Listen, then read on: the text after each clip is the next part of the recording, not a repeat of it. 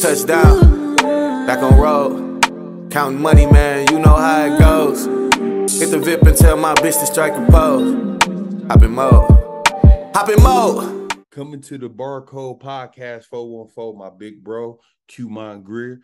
99, WIAA state champ. 99 at Vincent High. Come on now. Y'all know we V-House natives. Yeah.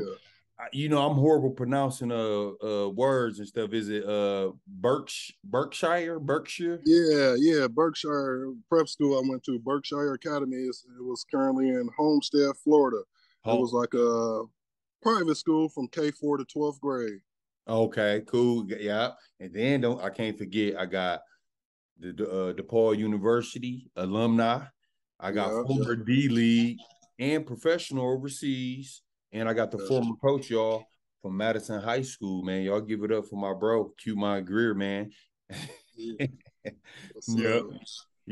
So I'm going to start off by saying this, man. So people call you Quemont. People call you Q. And some people call you Woos. Where did the name Woos come from? Man, back in high school, junior year, upstate, actually, I think it was the first game against Nina. Close game. I caught her off the rim, actually. It was a close game. I think we was up one or something. Ricky Davis at the free throw line, crunch time. Couple seconds to go. So basically, he needed to make both free throws. So he made the first one, but missed the second one. And I caught her off the rim and smashed, and it basically solidified that first quarterfinal round game upstate. And then Brittany Talley, one of the girls that played on the varsity basketball team, she had made a big ass sign, and it was like, "Don't snooze, or you might miss the woos." So, and it just basically kind of stick right in and there. So, and then everybody around the school, whatever, when we got back to school, just been calling me woos and around the city or whatever. Yeah, that's dope, Woos. Because I got a story too how I got Q bar, but to be honest, I thought you got Woos because if someone don't know you, you pretty laid back. You know, you a laid back guy, Woos, and you seem quiet. Yeah. That's why I thought you got the name Woos, is you just cool, laid back, chilled and stuff. So I gotta give it all to Brittany Talley, man. Brittany Talley, she came up with it. Yeah, for sure. Shout out to Brittany Talley. You know, I remember Big Sis, man. Shout out to Brittany Talley. Yeah. So going into your freshman year at Vincent, who were some of the influences that you had that made you choose Vincent High School? Man, like going to Vincent, I wasn't really going to even go to Vincent. Only reason why I went to Vincent was because my bro D. Ivory, we played middle school together, 7th and 8th grade. His family basically took me in when I was in like 6th grade. My 6th grade year, I played at Parkman Middle School in the public league. And we used to play like on Saturdays, like any of the public leagues. And then all the AAU 6th grade league, and the shooters or whatever, my guy D. Ivory, they came and they was watching me play, and they basically just took me in. And St. Rose Catholic Government Academy, which is Mesmer Prep right now.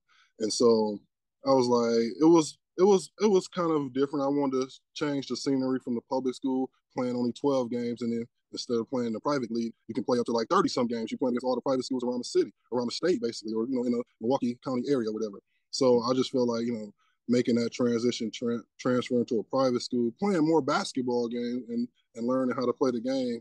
So basically just being with him all summer, being with his family. Diener was heavily recruiting him because he needed another shooter. Diary at that time was a shooter. So, and I was like, me and Diary was like, neck to neck. We was brothers. So it was a no-brainer for me to go to Vincent. And I could have pretty much went to any school in the city.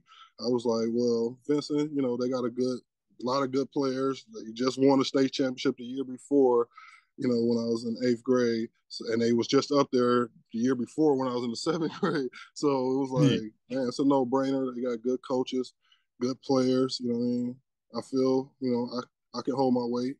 Yeah, and you did, Wolves. You held your weight, man. You one of you're not just the alumni. You like one of the greats that, left Vincent. So, and I don't know if you know that, but yeah, we respect you. We respect you, Quemont, for sure. Appreciate Especially that. me. I'm younger. You know what I'm saying? I know my yeah, yeah. Yeah, Yep, yep. So going into your freshman year, yeah. and with them winning, back-to-back tournaments, and now you're on that team. Did you play varsity? You played varsity out gate? No, I didn't. I didn't.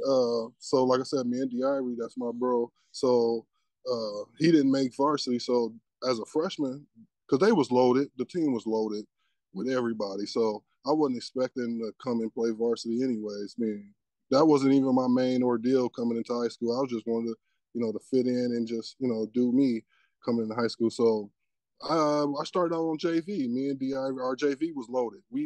Our JV team could have beat normal varsity teams, just real talk. Like we beat our varsity team in practice one day and they kicked our ass after practice. You know what I mean? And they were the best team, one of the best teams in the country at that time. So our JV team was just like a mini varsity team. So I didn't really look at it as like a punishment or upset because the guys that I was running with were all my guys. D Ivory, it was Bull, Greg. It was Mad at the time. Rest in peace.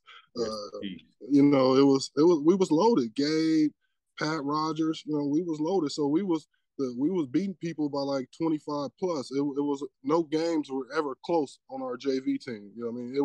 It was out of control. King was like the closest we played. And I think we beat them by like 15 that year. Everybody else, it was out of control. And then at the end of that year, Diener, he played us. He basically didn't move nobody up. So he just kept the varsity team as it was. He had us coming there working out at the end of the season thinking he was gonna move, and he didn't move nobody up that year. So everybody had like a chip on our shoulder that summer. So we all went, did our own thing AAU wise.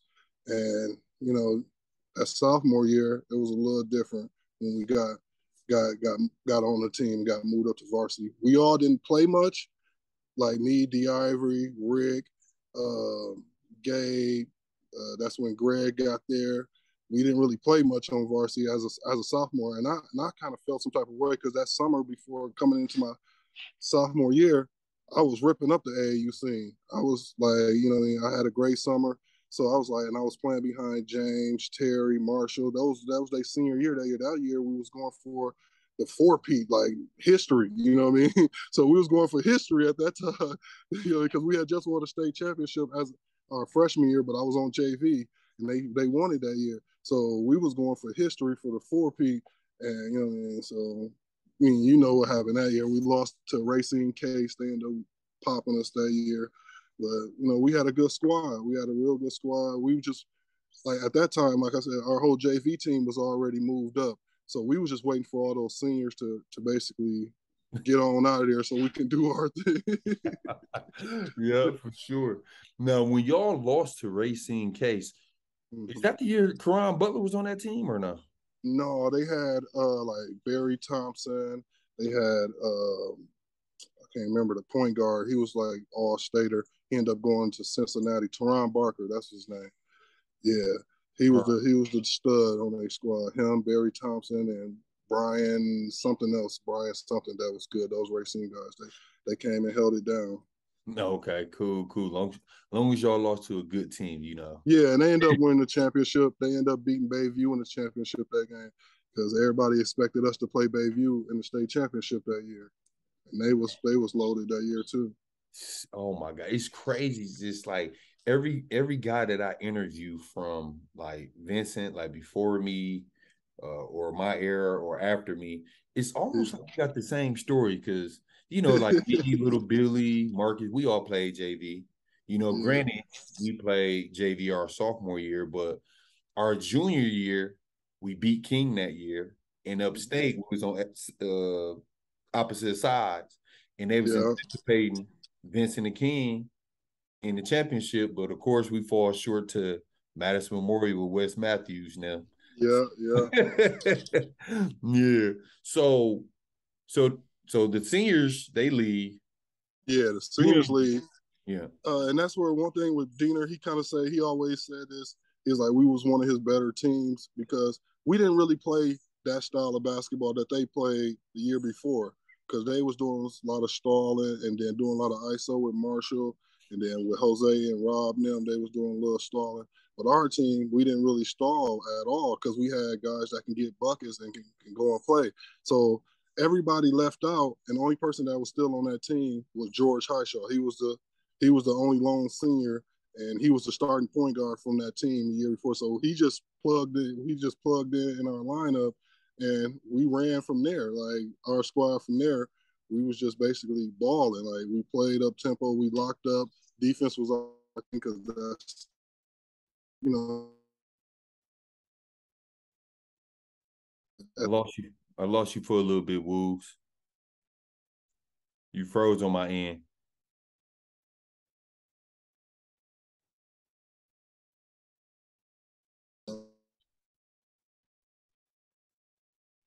Can you hear me when I Wolves? Yeah, I can hear you. Yeah. Oh, okay, cool. I lost you for a second. My B. Okay. Yep. So that year, George Highshaw, the only senior. Who else was in? No, he wasn't the only senior Oh, because we still had Ricky Davis and we had DeIvory Allen. But Jordan was the only senior that played major minutes on varsity. He was the starting point guard on that previous team. Was just on. He started twice both years. My sophomore year, I was on a team, but he was the starting point guard. got you. So if I'm mistaken, you were starting, right?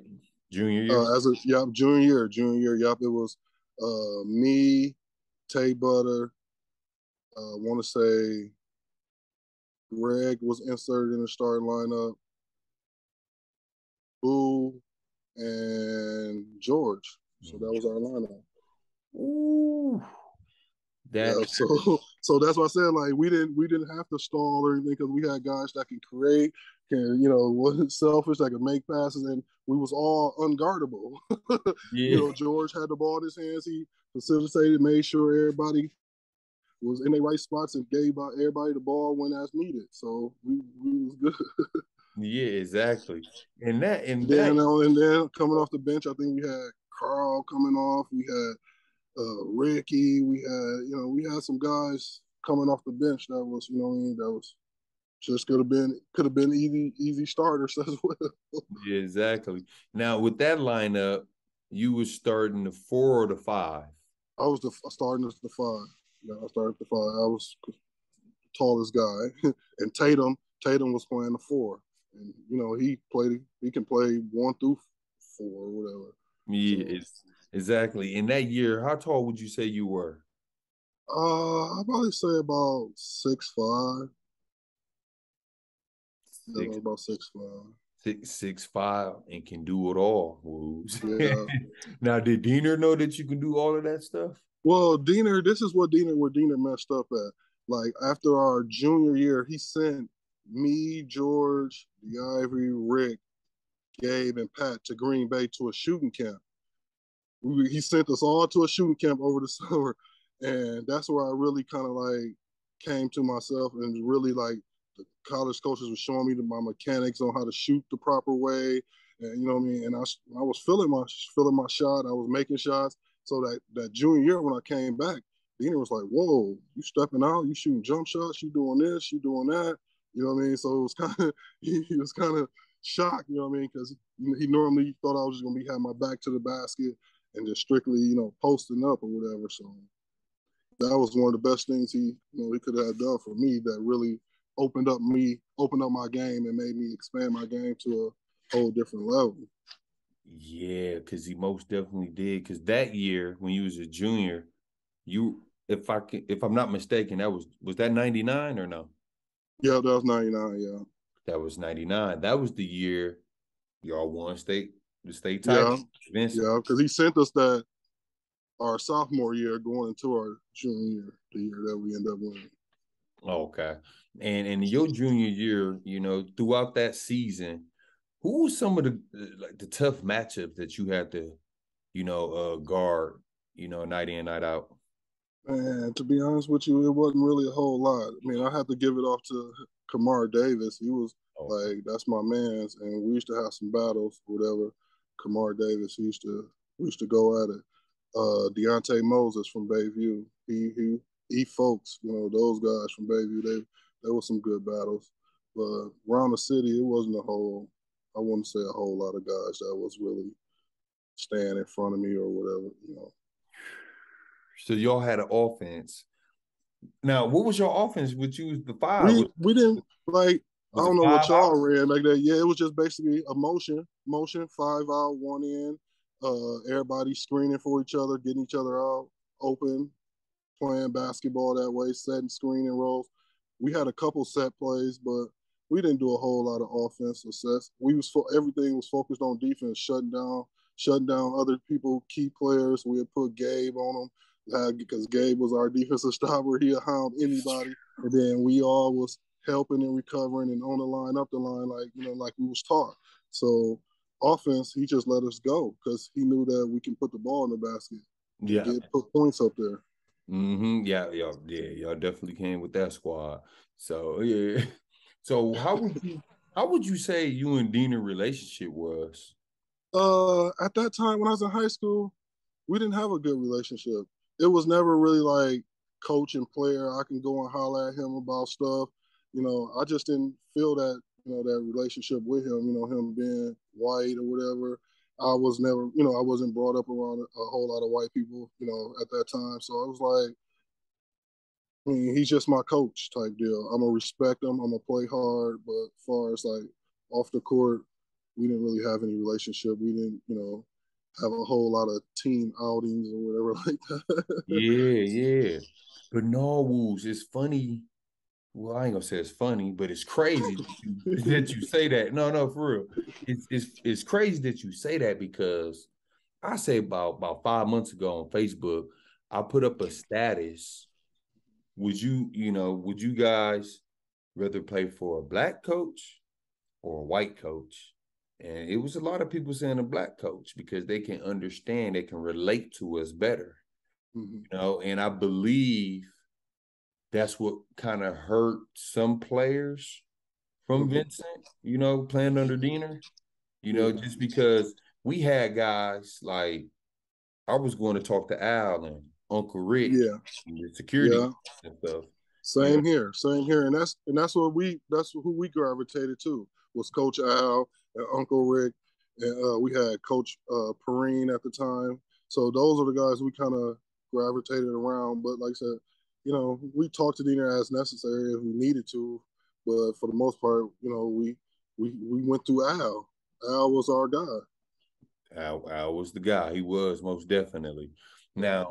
Now I want to talk about the transition. Now, Mhm. you talk about playing JV. Sophomore year, you ain't get in much, but then junior year, you starting, you inside out, you shooting well, Yeah. playing good, you win a state title. But then you go to prep school. Yeah. So What? doing the prep, I can honestly say I'm one of the first people to go to prep like leave early instead of like because I know James and Terry they did it like after they graduated from Vincent and then went to like post grad fifth, having an extra year. So Mm-hmm. I forlonged my senior year. So I was like, it was after my junior year, after we won, went on the AAU scene and just really just cooked the AAU scene. Got nationally ranked. I was top 50 and all that stuff. And then ended up running into a team in the Spiece. We ended up losing the championship in Spiece to a team down in Florida called Team Takeover.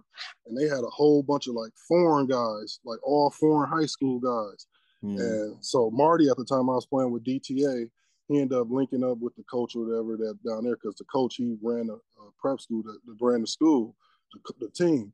And so when I got back to Vincent Diener, our squad was locked and loaded still. We had everybody coming back except George and a couple of other seniors that was on the squad, but we had everybody coming back. So I was like, and Diener he wanted me to basically play the five. So I was like, man, at this point, I have expanded my game. I feel like I can dominate against the best players around in the country. There's no need for me to stick around here in Wisconsin to win another state championship, which I know we're going to take care of.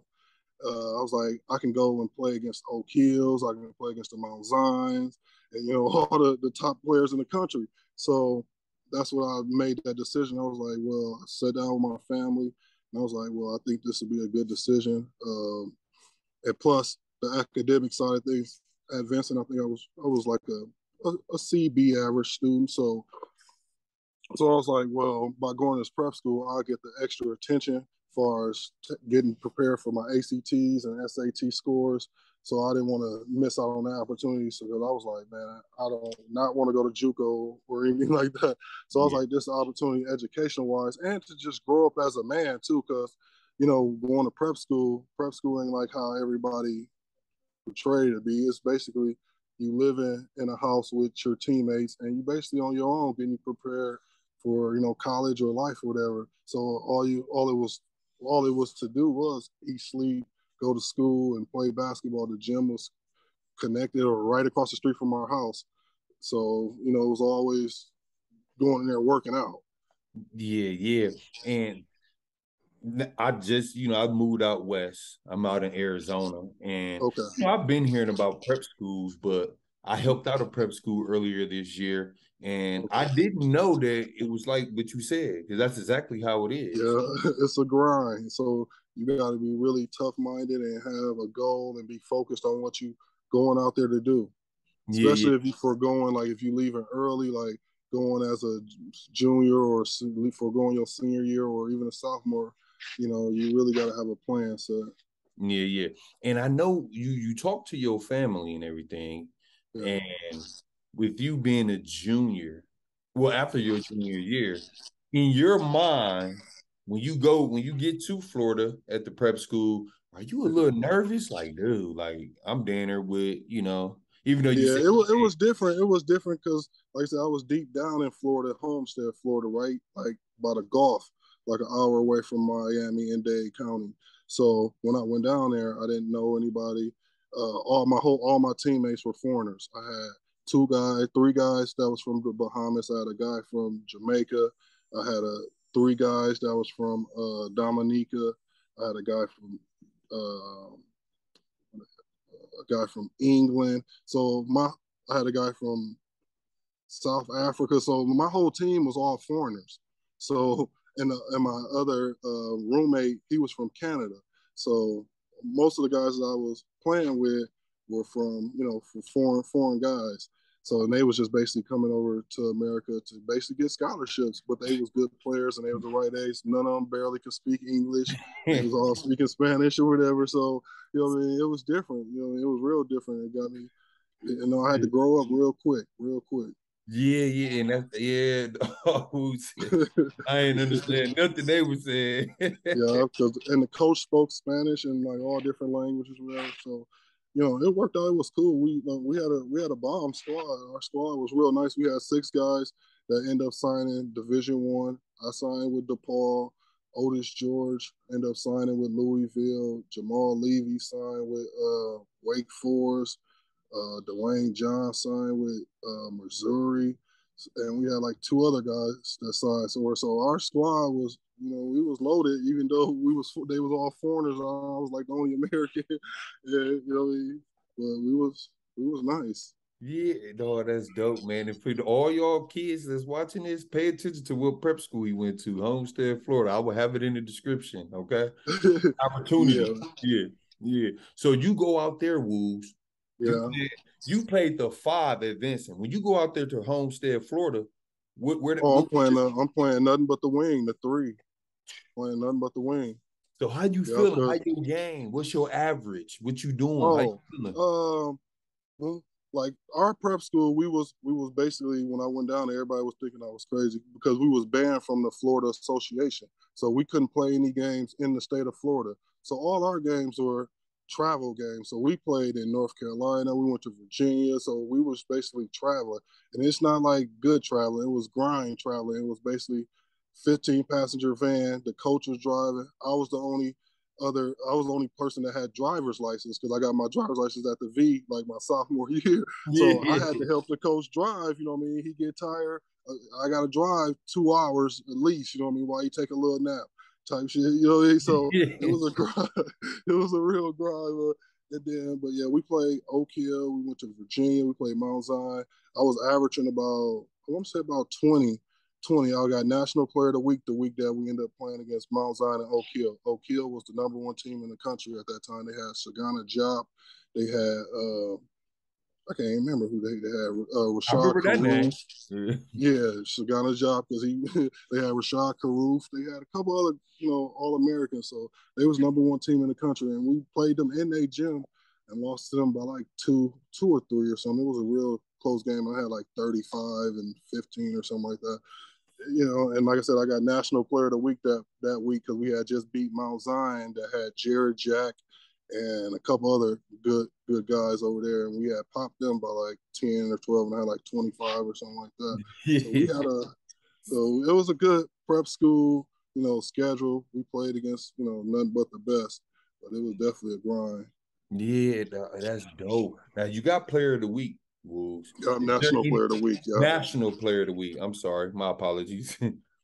What else awards and accolades did you get your time being at prep school?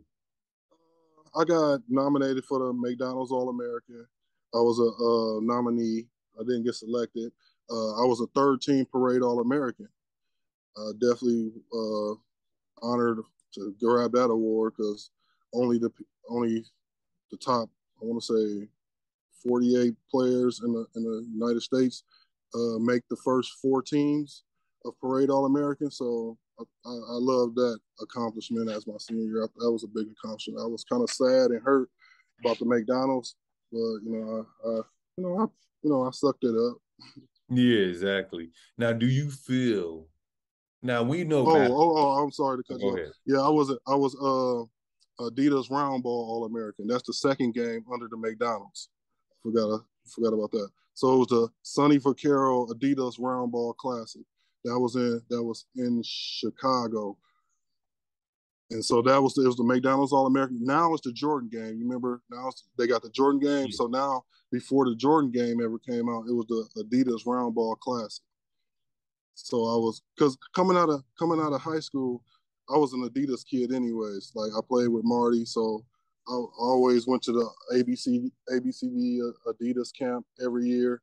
So I was an Adidas kid coming out of high school. So that was a given that I was part of the All-American round ball game.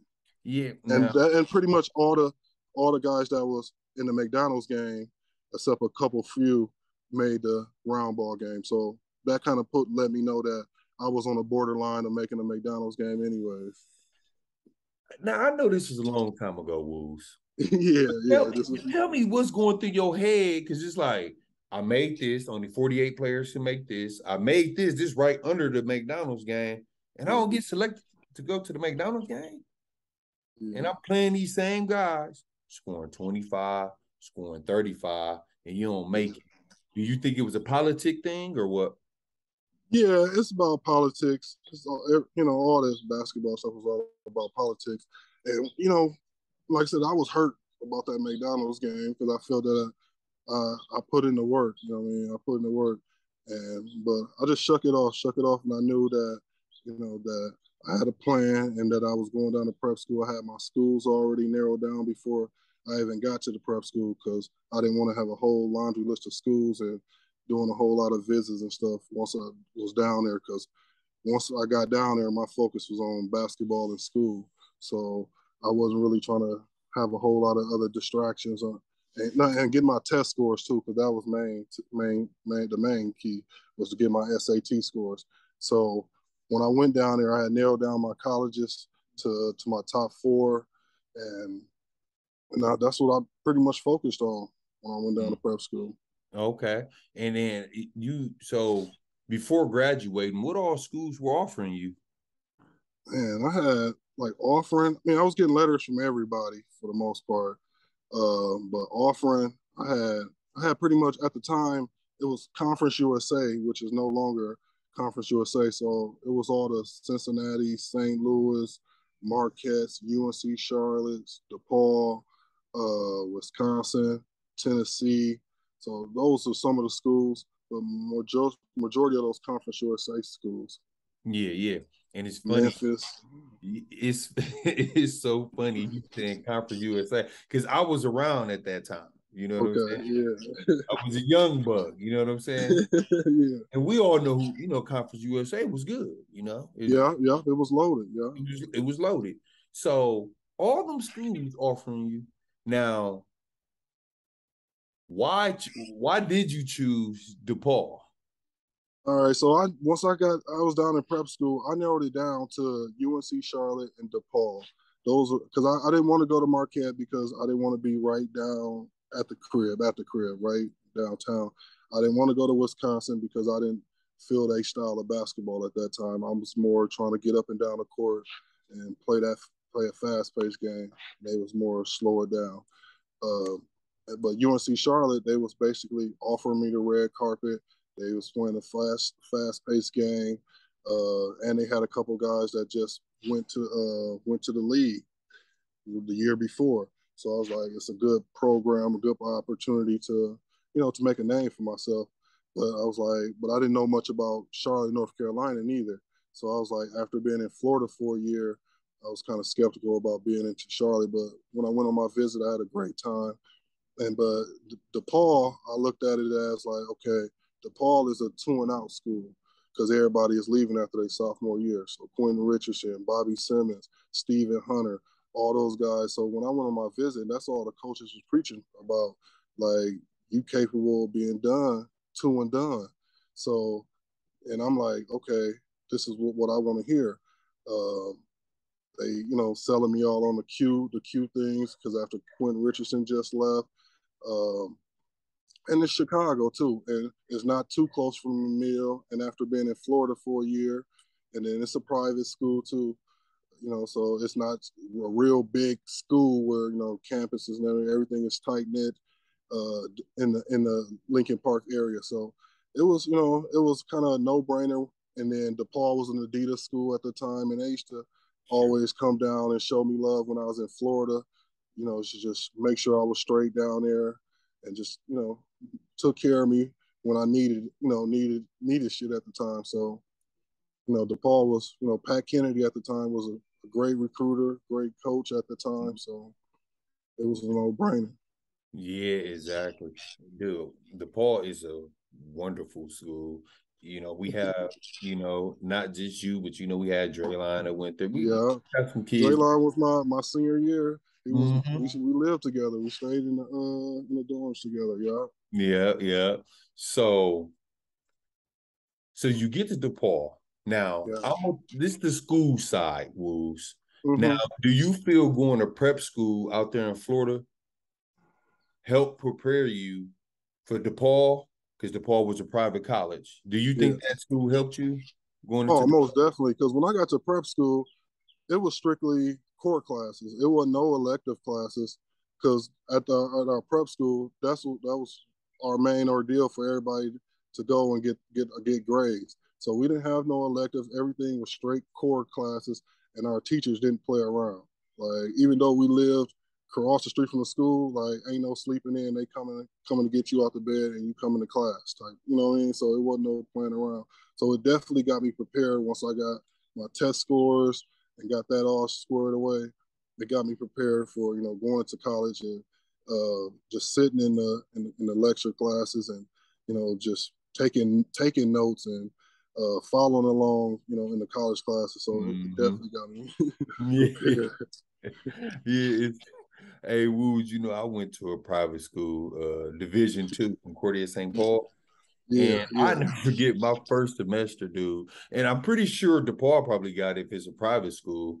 But did y'all have like a Bible class or something? Or it was we didn't. We didn't. The athletes didn't have to go to nothing like that. We had so much stuff going on, a strict schedule, so we had nothing like that. Hey, Woos, I'm gonna tell you this, man. When I had to take that, I'm like, oh man, I've been knowing about the Bible my whole life.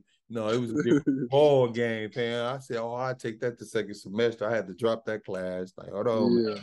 Yeah, I just know the private schools different. Yeah, DePaul, yeah, it's a little different, man. They got trimesters, so we had three different trimesters. Like most schools have, 2 semesters. We had trimesters, so it was cool, man. It's Chicago, North Side. It's always something going on, something to do. So Yeah, exactly. So going into DePaul, who else did they recruit with you to for that basketball squad? Who were some big yeah, names? I think that year it was myself, Drake Diener, LeVar Seals. We was the three freshmen that came in together. Yep. So we was the only three that came in. We still had Amari Sawyer. We still had Andre Brown. We had John Odom. We had a couple other pretty decent guys. Marlon London, Marlon Brooks. So we had some other Chicago guys. We had a Oh, decent squad on paper. okay. Now Drake Diener, is that the brother or the cousin of Travis Diener? That's the cousin of Travis. The cousin of Travis and the brother of Drew Diener. Drew Diener, that's who it is. Yeah, Okay. Drew Diener played at St. Louis. At St. Louis. Now, I know Tom Diener brother name is Dick Diener. Yeah, Which that's his Drake. That's Drake and Drew Drew, dad. Yeah. that's their dad. Okay, got you. Okay. So when the basketball season start, are you still playing at 3 for DePaul? Yeah. Because coming in, Pat Kennedy recruited me as a small forward. So yep, I came in playing the three.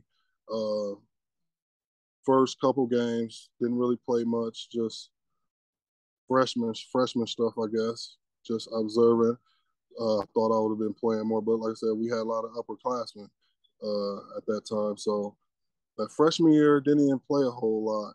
Got in. I had a couple games. I had pretty good games. I had a 25-point game at Temple, which was a big game that we won.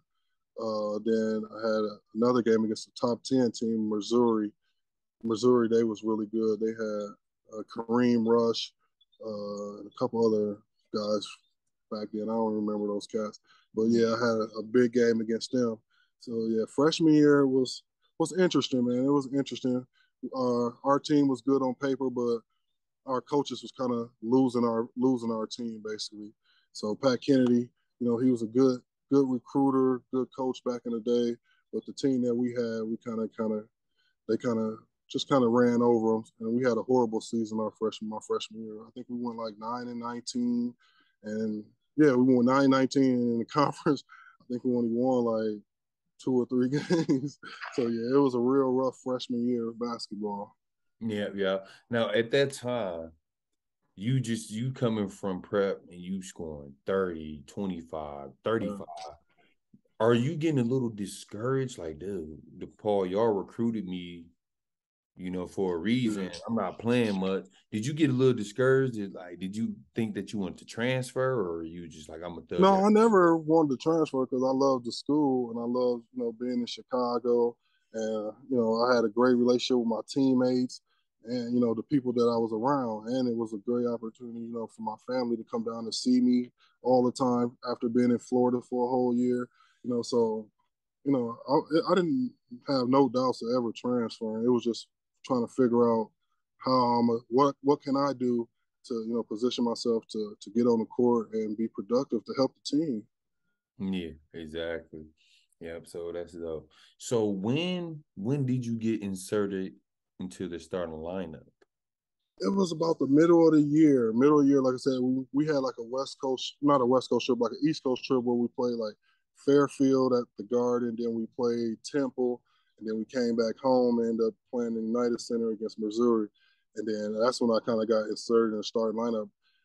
Those non-conference games going into the conference. So I started the first couple of conference games, and before he started making some changes, but our coach he ended up like resigning during the middle of the season or whatever.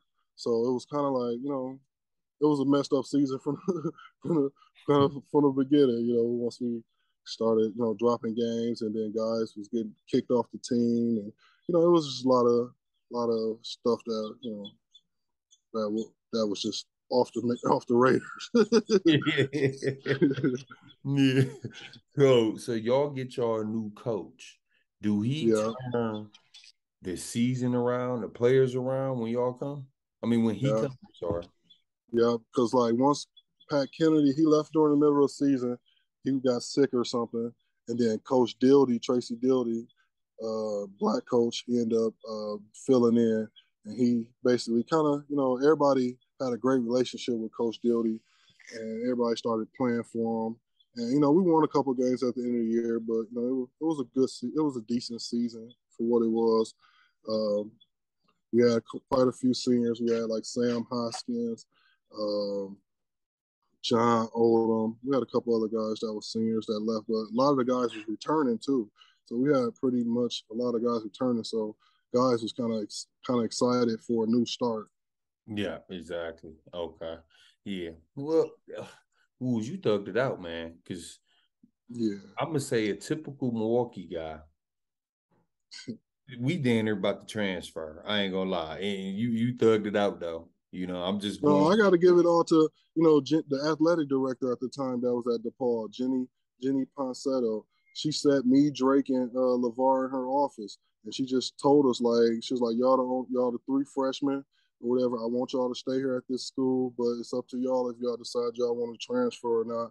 But I'm gonna get a good coach in here that's gonna work with y'all and make sure that y'all are developed as young men and be educated and be able to pursue your basketball career as at the highest level.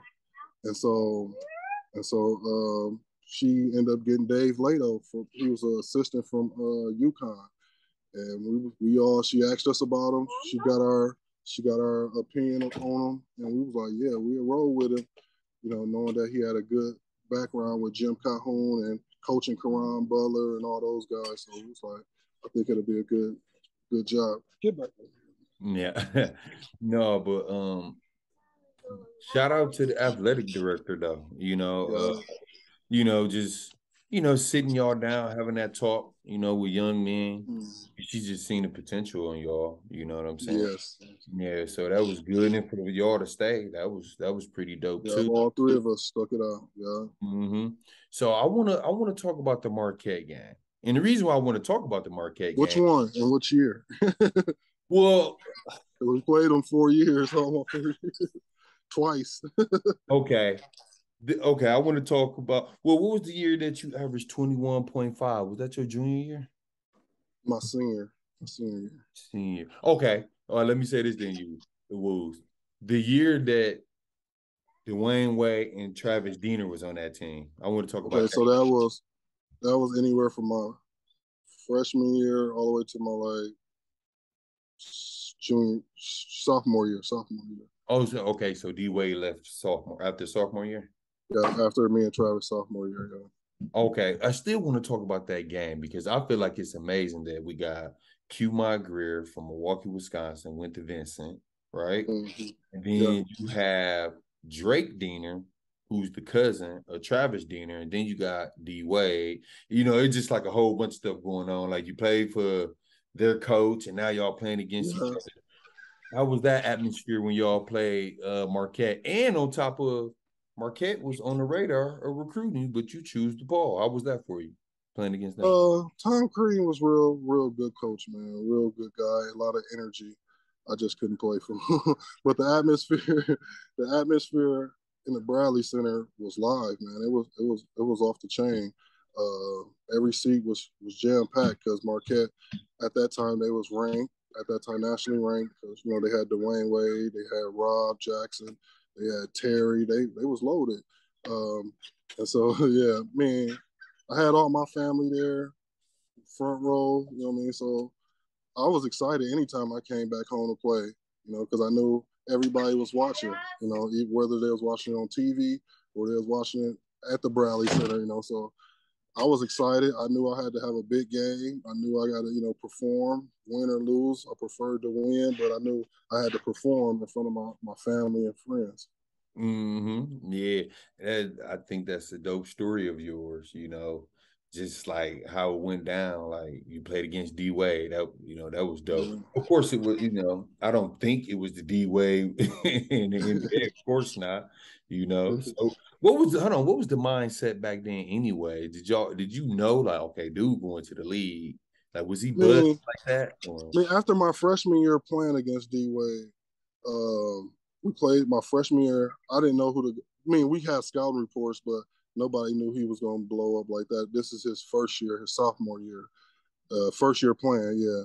And it was my freshman year, and he was like, they had him, Cordell Henry.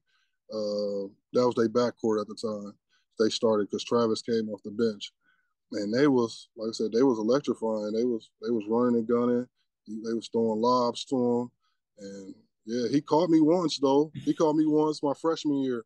I think he caught it like a backwards dunk or something. I was like, man, but that's part of the game, you know what I mean? It's like, as a young buck coming into college basketball, it happens. It happens. No, Woods, we from the V, man. You know our motto, man. We don't give up layups. And next time, I say next time, but you should have took his ass out. No, I'm just playing. Yeah.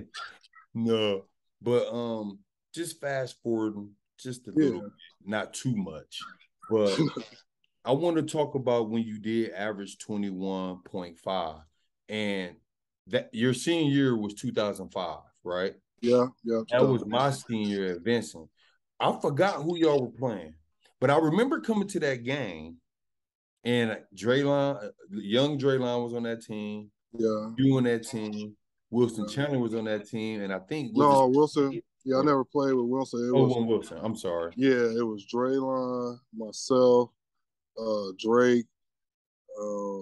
Was it Sammy Mejia? Yeah, Sammy Mejia, Marlon Brumfield, Lorenzo Thomas. We had some guys. Yeah, I don't know I can't remember what team it was because I remember. Well, first of all, let me apologize to you because I remember you coming to our game when we played against John Shire. You remember that? Yeah. Sure. And we got our ass kicked by John Shire. Yeah. So to lose in front of an alumni, a former state champion, it's like, fuck. So now you're hearing it from me. I apologize. We apologize for your ass kicked, okay? So we come to y'all game. I forgot, like I said, I don't know who y'all playing, but Woos, you was in your bag. I just remember having probably like 28. And this is our first time like coming to a university arena. Yeah. Y'all came down to Chicago? Yeah, remember we came to Chicago? Okay, yeah. All State Arena, Yeah. So it got your number, and then it got how many points you got and the fouls. Yeah. I just remember looking up saying like 28. I'm like, oh my God, man. Like you was killing. What was going through your head senior? You trying to go to the league, right? Yeah. Senior year, it was basically like after my junior year, me and the coach sat down, and it was basically it's like if I see you working, like coming in the mornings, putting in the work, staying late, doing the necessary things you need to do, I'm gonna let you just rock your senior year. I ain't gonna be questioning you about shot selections, this and that. I'm just gonna let you just play your game as long as you playing within the system and playing, as a good teammate or whatever. And he just let me rock. So I just basically, like I said, I was in the gym.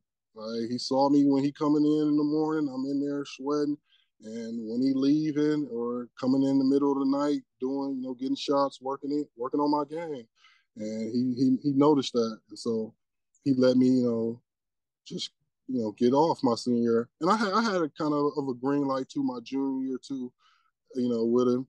But I was more of a glue guy my junior year. I was doing a little bit of everything. I was, rebounding a little bit more. I was scoring still, but playing a little bit more defense more. Senior year, which is basically I had to up the scoring a little bit more, up the percentages, make the percentages look better, get to the line a little more. So I just basically had to sharpen everything up, and Yeah, most definitely sharpened it up. So you get a young Draylon Burns, Yeah. And I know you stated earlier that y'all stayed with each other. Y'all was roommates. How much of a big brother were you with him being such a young player coming into DePaul? Yeah, Dre, man, like I said, he came in because he kind of did the same route I went to. He went to prep school. He went to prep school early, then got graduated from there and came straight to college. You know what I mean? So he didn't stay for no extra years or none of that. So he was a true freshman like myself coming in. So he kind of adapted real quick. Like I said, we lived together, we hung out together. We stayed in the gym. I mean, and one thing about Dre, like always stayed in his ear. I'm like, man, as the senior, you know what I mean? When you get in, look for me. Look for me. Look for me. That's all. Get the ball to me. So, he do get the ball to me. So we had that, we was tight. Yeah. Still is right to this day, you know what I mean? Now that he back, reach out to him, hang out, chop it up, you know what I mean? So. Yeah, man.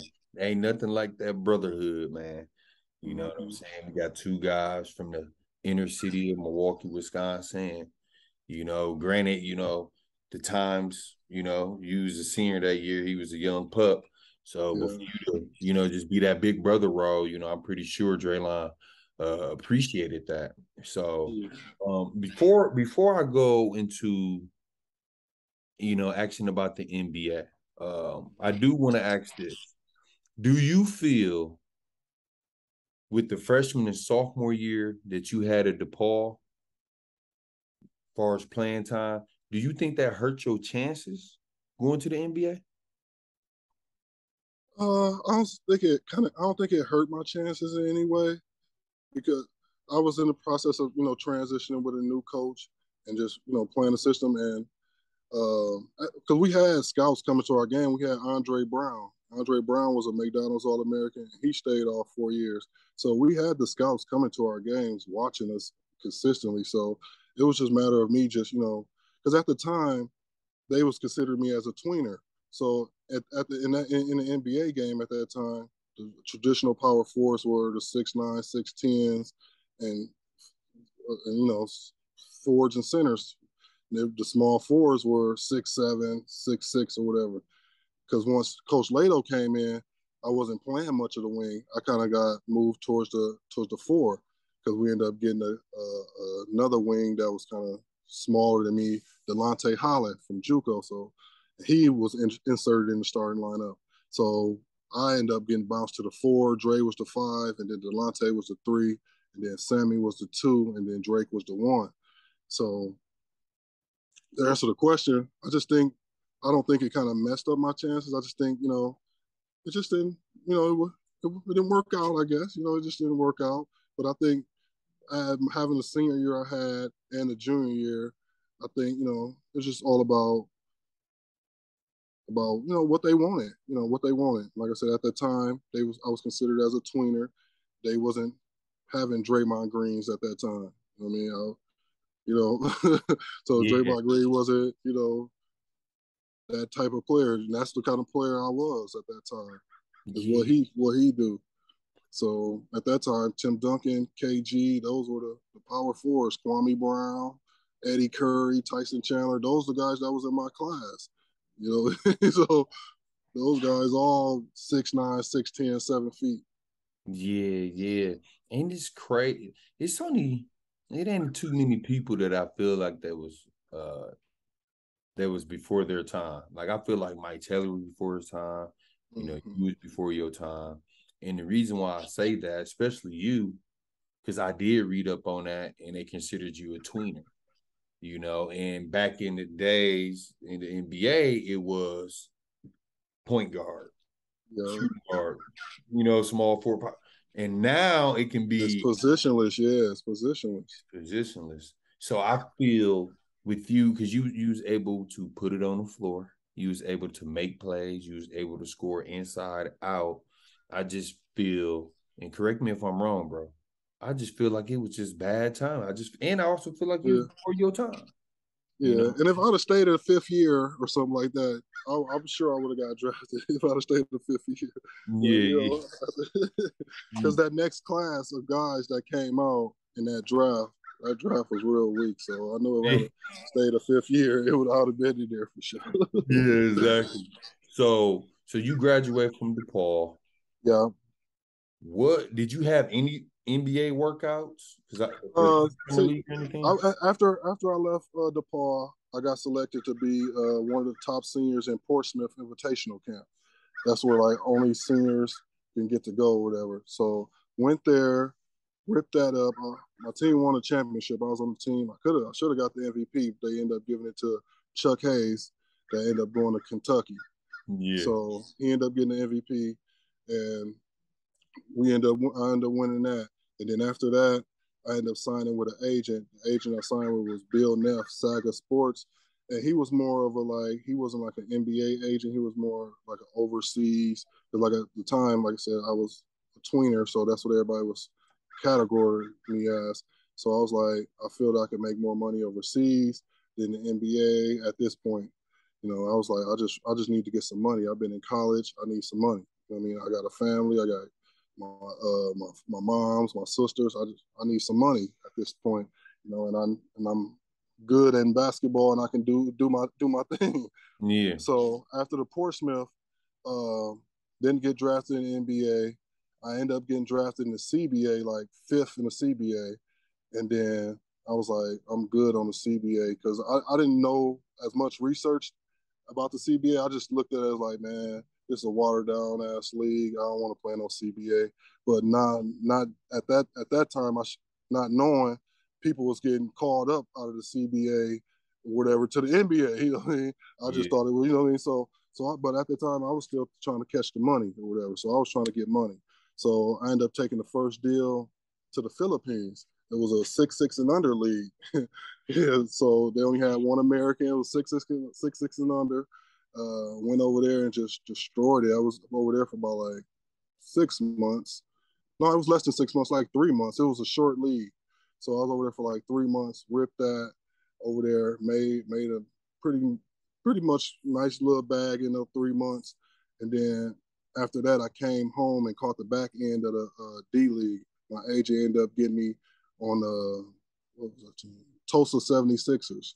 So I went to Tulsa for the back end of the D League at that time, and I ended up playing there and with some good players, and ended up finishing out the season there, and just collected some money and just that was pretty much my first year out of college. Yep. Now, so when you play for that D League, like you said, catching the back end of that, is your mindset like, oh shit, like I didn't get drafted, but now I got a chance to go back to the NBA? Or was it more for like, you know what, I got a family, my mom, my sister, I just got to get this money? Or is it in your mind like, dude, I got a chance to go to the NBA?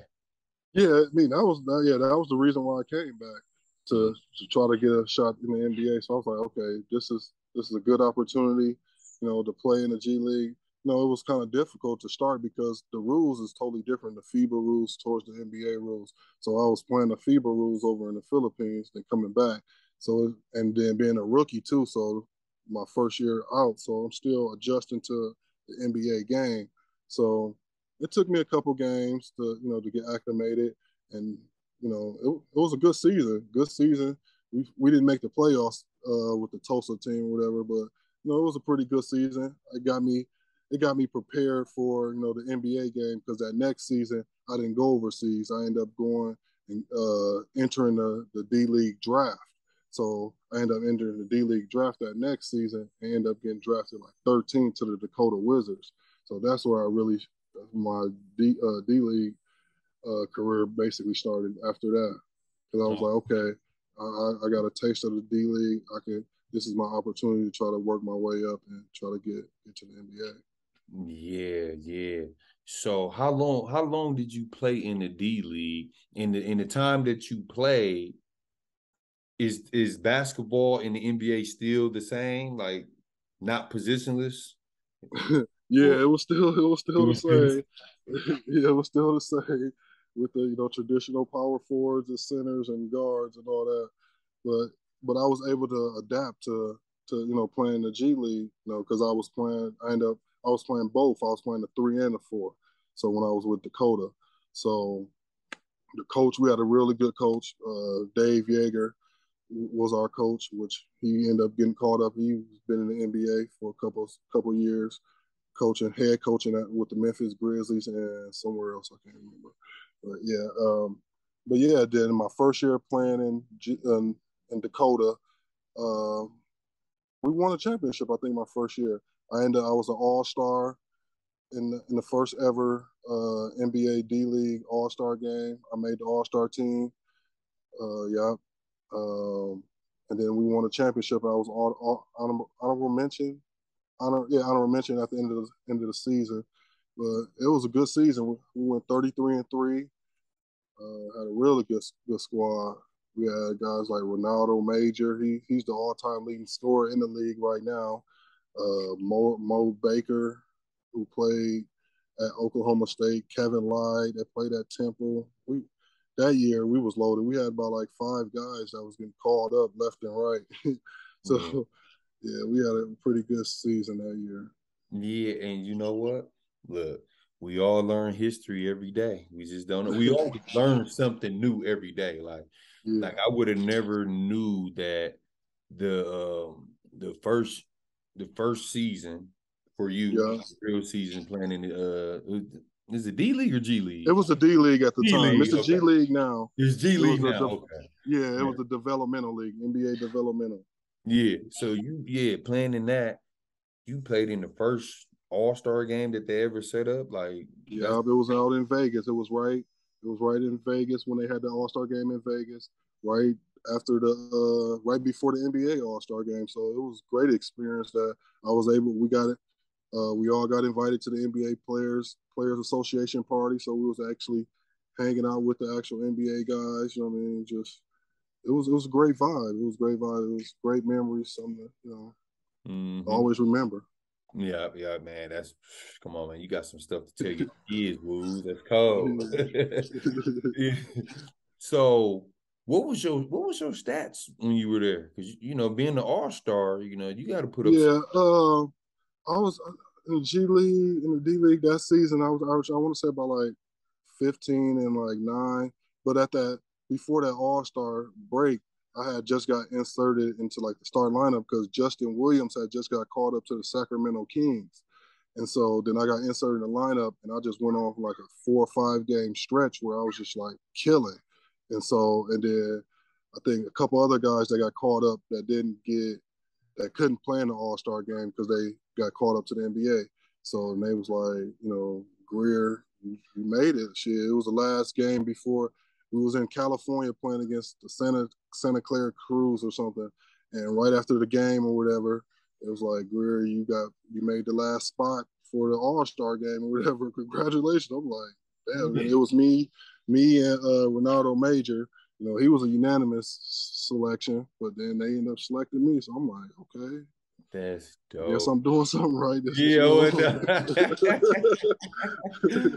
the real, getting called up to the All-Star game, man, I'm taking it.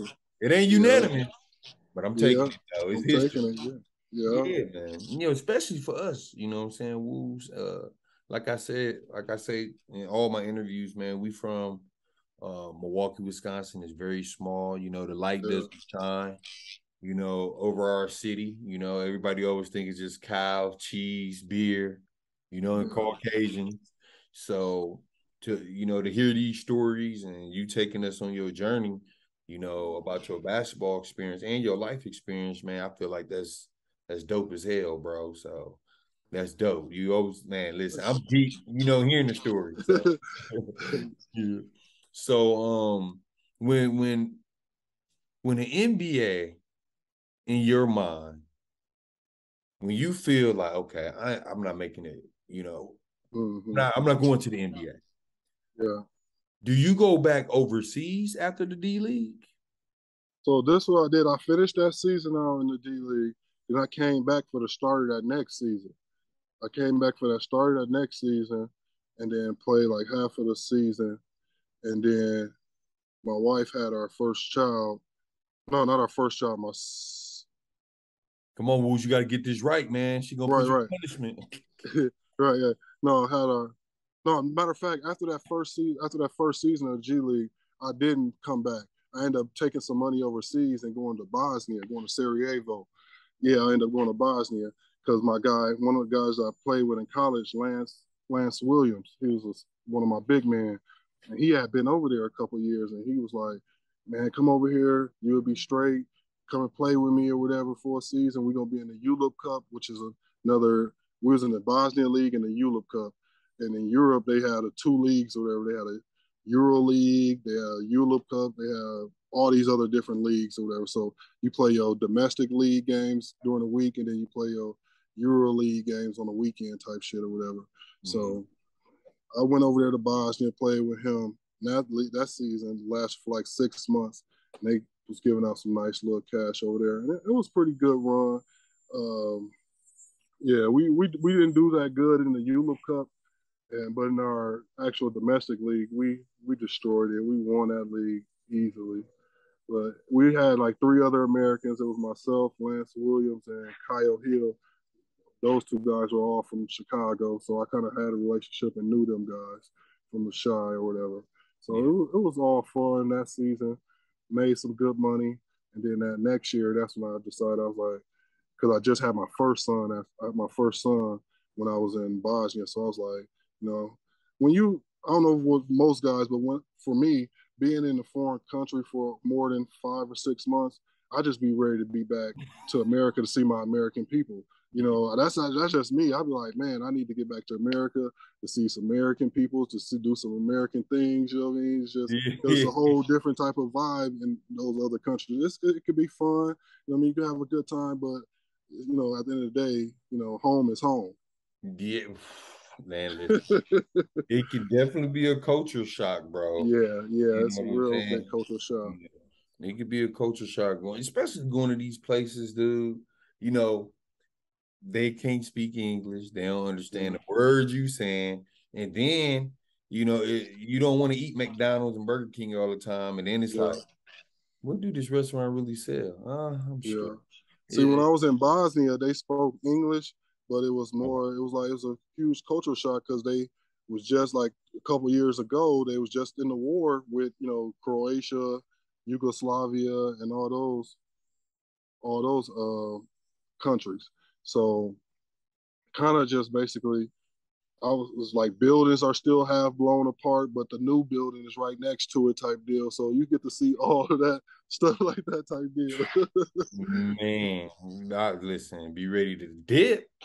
I'm gone. I don't know what's going on. but as far as the food wise over in Bosnia, I ended up linking up with a guy that was American that was on the Army base because they, the embassies and stuff like that. So the Americans that's being in the Army, I kind of linked up with them. I gave them tickets to my games, and they just let me on the Army base to go grocery shopping to get all the American goods or wherever. And wherever I went, that's where I tried to link up with some other Americans that way. Yeah, for real, you ain't wrong. So you had your first child, you come back home, and you be a father. Is that when you started getting into coaching? I played one more season in the G League, and then I played another season overseas. I played in Venezuela for a little stint, and then after that, I had my second child, and I was like, I'm good. I want to watch my kids grow. I want to be there with my kids. I haven't had a father in my life, so I need to be there, and I need to watch them grow and raise them the right way.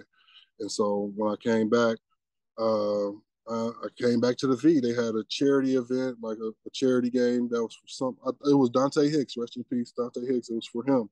And Coach Hines was there, and he had just got the job at the V for the boys. And I was like, man, I'm back. I'm not playing professional. I just want to get into some coaching. Just, can I be on your staff or whatever? You don't got to pay me or whatever, just whatever. And that's when I think Burton's senior year. Yeah, Burton and Marcus White, their year. So he ended up putting me on the staff, and I was just basically like a defensive coordinator, for the defense, me and Sean Carter. And, just developing relationships, talking to those young guys, just trying to, give them any type of tips that I can, share with them and help them out. Mm-hmm. So, and then after, go ahead. Oh, no, I was about to say, so when your time at Vincent, you know, you was the assistant coach, the defensive coordinator, you know, guiding them through, you know, how the defense is being played. Is that when you feel like, oh man, I can be a head coach? Is Yeah, that how so Madison came about? so this how it all really came about. I was coaching with Hines, but I didn't know you can coach AAU too and be a head coach because Coach Hines, he was coaching seventh grade that year for the Ray Allen Select. So I'm like, man, you can be a varsity coach and coach AAU. So Hines was doing it, but then I ended up coaching the seventh grade Spartans team. So I was like, okay, I need to be a head coach. I need to coach my own team. I can still be the assistant coach, but I still need to coach my own team. So I ended up coaching the seventh grade Spartan team, which is with like Deontay Long, Jalen Gentry. So I had a bomb squad, with those guys. So, and then Hines had the Brookfield select team with, all the kids that went to Brookfield East or whatever, Brookfield Central and all those kids. Mm-hmm. So my team and his team was basically like rivals. So then after that, I coached there 2 years with Hines, and I just started applying for all city jobs or coaching jobs. I started applying, and then I was just getting turned down by everybody. So I'm like, you know what? It's all about politics. It's all about who you know, basically. Because I'm like, I applied for the North job. I applied for the Bayview job. These were the jobs that was all open at the time. So I applied for like 5 different jobs. So the Madison job, I was like, you know what? This is my last time I'm applying. I'm done with, I'm just not gonna coach, high school basketball. So I ended up applying for the Madison job, and Mr. O, which is Enrique's dad, he was the principal at the time. Okay. Yeah, he was the principal at the time, and then he knew that I was coaching because I ended up, after I left the Spartans team, I ended up coaching Traquan and Zay and them for playground. I ended up taking over their team and coaching them, and so he knew, Mr. O knew me through playground, so that's kind of how we kind of linked up. So he was like, him and Mr. Fuller, was the AD. They gave me opportunity. It was like, we're gonna give you opportunity to coach the program or whatever at Madison. Man, it was from there. And then after Mr. O, he ended up leaving. So when I got there, my first year I coached there, he was there, and I just basically, first year I just gutted out the program. It was basically my staff at the time. It was me, Tojo, D-Rock, and my guy Terrence Griffin. And so we just gutted out the program and just basically just got kids that wanted to play, and then just did some heavy recruiting. And then after my second year, Mr. O left, and we got another principal, this lady, Miss Torres, and she was very anti-athletics. So, but I still was able to build my program because I ended up getting Kyron Gaines, who transferred from Wisconsin Lutheran. Then I ended up recruiting Brandon Leach Jr. out of middle school, and he was one of the best top point guards in the city. And then I just had a couple other guys who transferred in. So it was basically me developing relationships with those parents and getting them, to trust in me, because I was teaching at Kluge Elementary as a para. But Mr. O had got me into Madison that next year, so I was in the building at Madison. So, it was a no-brainer to get the parents to trust in me, and they trusted me to get their kids to come to Madison because I was already in the building and they knew I would have eyes on their kids. So that second year, it was a huge turnaround. We went from 1-19 to like 20-10, and took like third in the city or something like that. So it was a huge dramatic trans. And then that next year, those guys, my third year, we made it all the way to I want to say the regional finals, and we had to play Nicolet. But in the seed meeting, we supposed to got a number 2 seed. They kind of ganged up on me, and yeah, you know how that goes with those seed meetings. So I end up getting shysted on the seed meeting, ended up getting a 5 seed. We end up popping 2 teams, and then had to go to Nicolet and play Jalen Johnson. But we gave them the best game that season. We ended up losing to them by like 13 or something at their gym, and they beat everybody else. I think they beat Washington in the state championship by like 15 or something like that, almost 20. So we gave them one of the tougher games on the road, on the road to their state championship. And I wish we could have played them at a neutral site in a sectional finals or something. I think that would have been a better game. I'm not saying we would have beat them, but it would have been a better game than playing them in their actual gym. Yeah. Now it's crazy because I knew that you had a turnaround, and I know that because I was helping Nicolay out that year, and I was at that game. And believe it or not, even though I was helping Nicolay out, I wasn't really in tune into high school basketball. And I remember coming to that game and seeing you, and I'm like, Quemont coach, oh, this is dope. So now I'm really excited. And then to see your group of guys, like, listen, Al and Khalif can get on my tail if I say this. I'm an honest person. I see basketball how I see it. Y'all gave them a run for their money. It was just your team had just little costly turnovers. You know what I'm saying? Or it was possessions where it's like, damn, Jalen Johnson way taller than dude, or James Graham taller than dude, or something. You know what I'm saying? But dude, you guys competed. I remember being because the Brandon Leach guy, he's good friends with my nephew, and I was shocked seeing him. Like, damn, he got that damn tall.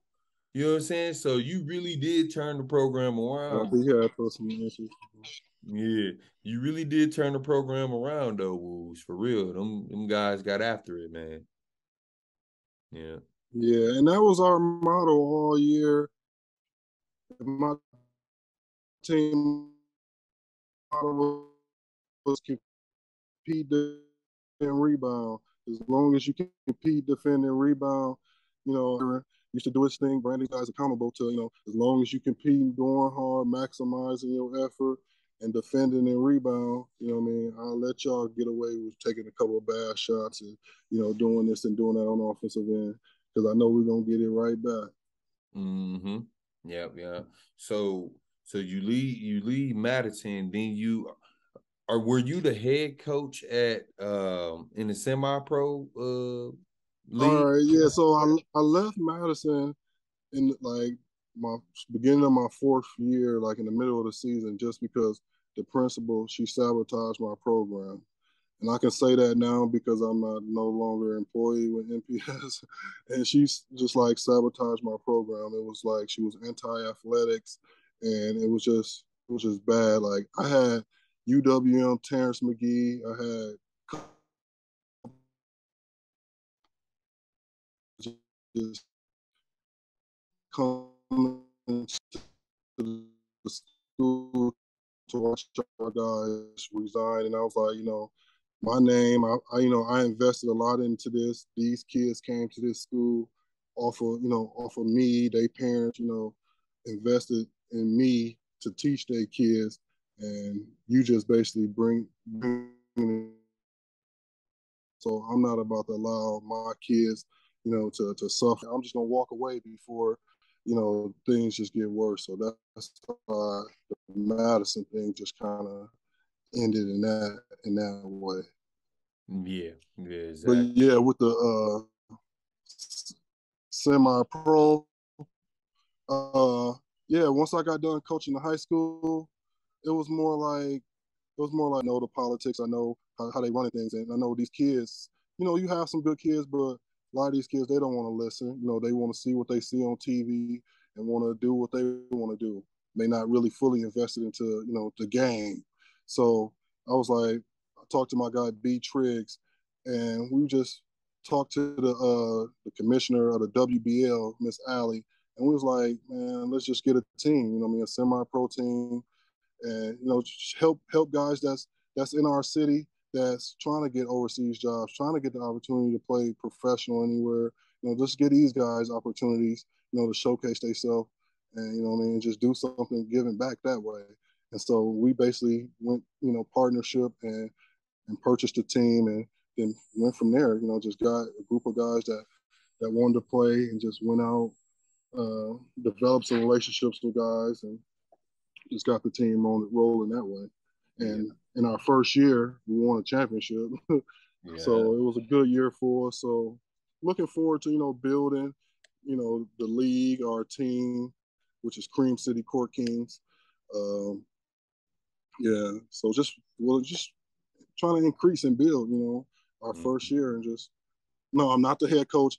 Like I said, I'm partial owner / GM / basketball operations. That if I had to coach, I coach. I just usually sit on the bench.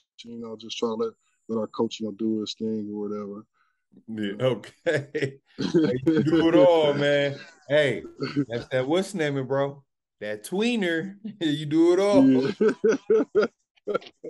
You do it all, woo. Hey, but no, big bro, before I let you go, bro, I'm sorry that I got to put you on the spot, bro. I need top 5. Your That's top all 5. good. I've been waiting for this. Oh, yeah, I've Your been waiting top for this. 5. Yeah, you been waiting for it, big bro? Yeah. Your top 5 all time to come out of Milwaukee Vincent High School. 5. Right. I ain't gonna say all time. I'm just gonna say my top 5 champions. Okay. I'm just gonna say my top 5 champions. Okay. All right. So the champion at the PG spot. Who you got at the PG? I lost you for a second, big bro. Oh yeah. I got Jose at the PG. Jose at the PG, the ultimate winner, ultimate champion. He's my starting PG. Man, 2 guard, I gotta give a starter, and I gotta give like an A and B. You know what I mean? Because I can't really just. So at the 2 guard, I gotta go with my guy GB and Rob Yanders. Both of those true champions. True grinding champions. That's been that's gonna go through the mud with you. Rob Yanders and Greg Brown. And then at the wing, got to go with Mr. Marshall Williams. Marshall Williams, Mr. Basketball, hands down, everything at the V. And watching him play, it's just like, man, yeah. And then I had to bring Boo behind him, Boo was that guy behind him. And then Fords, man, I have to say Carl. Carl was a legitimate, at that time he was backing me up, when I was there. He really just blossomed, he just this thing. So Carl, he'll be my 4. And then at the 5, as far as champions, I'll probably either say myself, and then Wante Wade, man. Wante Wade is a champion, He's a monster, man. A monster. When I left, he held it down, really held it down for them. So a lot of people don't give him a lot of credit. But Wante, I liked Wante game. Grew up watching him play, played against him. He was the real deal. I got my bro Quemont Greer, aka Q, aka Woos. Man, he stopped by the Barcode Podcast 414. Man, I appreciate this a lot, bro. Man, coming to the show. Yeah, bro. Taking us on your journey, bro. And I learned that, a lot of that stuff I knew, but it's a lot of stuff I didn't know. So for me to get that information, man, I appreciate you, man. And I'm pretty sure the audience appreciates you too. So just continue to stay. Man, thanks you, bro. Man, thanks. I definitely appreciate you. I'm a big fan of the show, man. Like I said, I've been watching everybody's episodes. Can't wait to watch mine and the rest that you put out there. So I'm excited for you, man. Keep doing your thing, man. Much love. Yeah, much love. I appreciate you, Woos, man. Q Bar out. Well, you know what? I'm gonna just say Bar. Because I gotta give you the Q. You the Q. All right. Bar out. Love, Woos. I appreciate you. Just touched down, back on road, counting money, man, you know how it goes. Hit the VIP and tell my bitch to strike a pose. Hop in mode.